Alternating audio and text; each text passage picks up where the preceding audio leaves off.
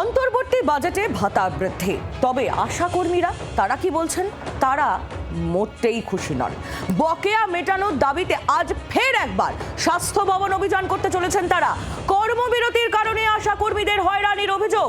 বেলা 12টায় স্বাস্থ্য সচিবকে ডেপুটেশন কর্মসূচি। সকাল থেকেই ফের একবার স্বাস্থ্য ভবনের সামনে কড়া নিরাপত্তা। আগের বারের অভিজ্ঞতা থেকে অবশ্য শিক্ষা নিয়ে আরও তৎপর পুলিশ। সকালেই স্বাস্থ্য ভবনের সামনে দাঁড়িয়ে পুলিশের গাড়ি।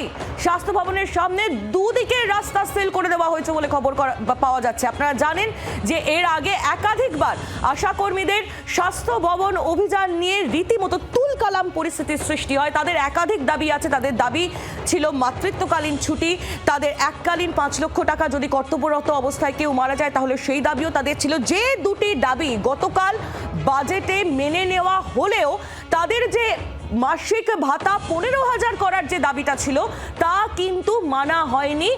1,000 টাকা তাদের ভাতা বৃদ্ধি করা হয়েছে, যা নিয়ে তারা মোটেই খুশি নন।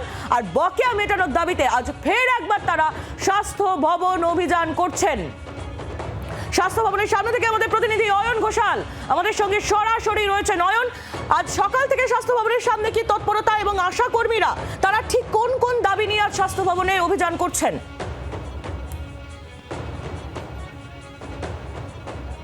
স্বাস্থ্য ভবনের এই মুহূর্তের পুলিশি বন্দোবস্তের ছবি দেখাতে দেখাতেই তোমার প্রশ্নের এক এক করে উত্তর দিচ্ছি। কিছুক্ষণ আগে জি 24 ঘন্টার সঙ্গে কথা হয়েছিল।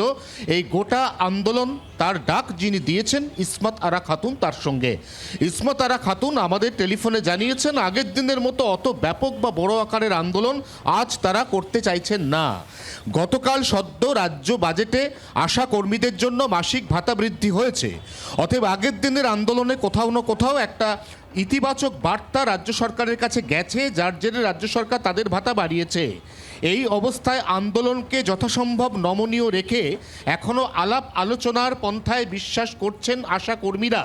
এবং ঠিক সেই কারণেই স্বাস্থ্য ভবন, যেখানে একদিকে স্বাস্থ্য আধিকারিক সহ স্বাস্থ্য সচিব তাদের এখানে ঢোকার এবং ঢুকতে যাতে কোনো অসুবিধা না হয় সেটার জন্য নির্দিষ্ট করে একদম গেটের মুখে সুবিশাল নিরাপত্তার ব্যবস্থা করা হয়েছে।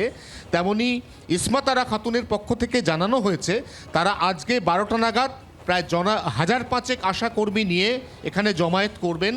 তাদের মধ্যে 10 জনের প্রতিনিধি দল তারা স্মারকলিপি নিয়ে স্বাস্থ্য সচিবের সঙ্গে দেখা করার চেষ্টা করবেন। তাদের দাবি দাওয়া নিয়ে তারা ইতিবাচক সম্মতি আদায় করবেন। যদি আদায় করতে পারেন তাহলে তাদের যে 46 দিনের কর্মবিরতি সেটা আজই প্রত্যাহার হবে। আর যদি আশা না করতে পারেন, সেটা যদি আদায় না করতে পারেন, তাহলে এখানে দাঁড়িয়ে আজকে আগামীর বৃহত্তর আন্দোলনের ডাক বা ঘোষণা সেটাও তারা করতে চলেছেন বলে সূত্রের খবর। ধন্যবাদ অয়ন, তোমায় নজর রাখো। বাংলার আওয়াজ, বাঙালির আবেগ, জি 24 ঘন্টা।